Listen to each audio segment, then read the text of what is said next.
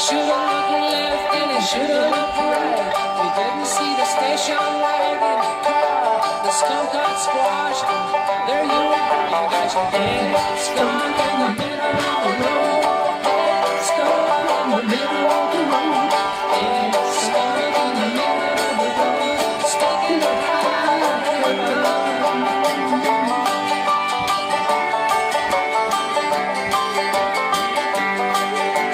Well, Otho Gold sitting out here on his porch reflecting on his childhood once again.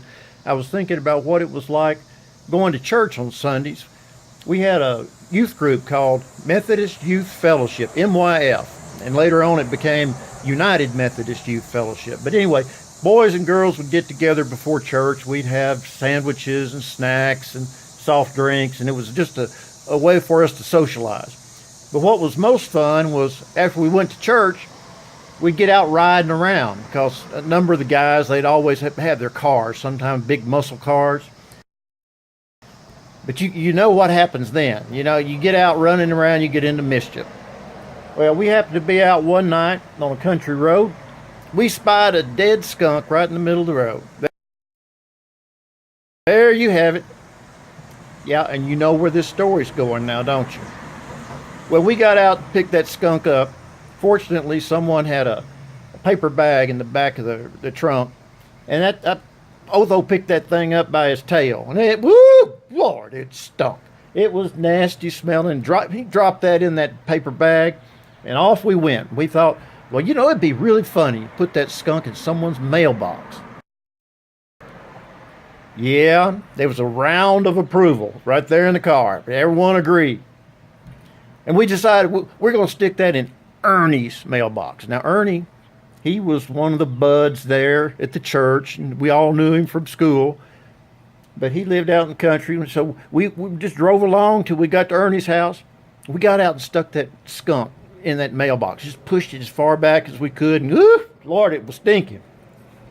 Well, nothing happened that night, but the next night, about 6 or 7 o'clock, Ernie's dad, his name was Truman, came over to our house, knocking on our back door real loudly.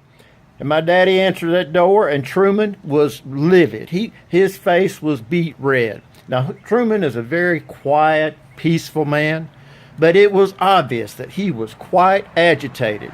His body was just sashaying back and forth, and his face was red. And he said, your sons had something to do with putting a skunk in my mailbox. And my dad looked at us, and Truman went on. He said, and my mother, Ernie's grandmother, my mother came out to get the mail today about 6 o'clock, and she opened that mailbox and thought there was a human head in there. Oh! She howled and clutched her chest. She thought she was having a heart attack. And when Truman found out about that, he was mad. Boy, he was mad. I've never seen him so mad.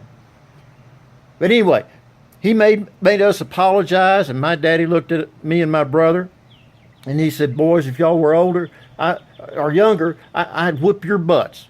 So we didn't get a butt whipping that day. But man, Daddy was mad, and Truman was mad, and fortunately, Ernie's grandma was okay, but sure gave her a fright. We didn't have any intention of hurting anyone, but you know how boys are. They get out after church, running around on country roads and come across a dead animal. So the moral of this story is, if you see a dead skunk in the road, leave it alone, because no good is going to come from picking that thing up, because you got to get rid of it. Y'all be good.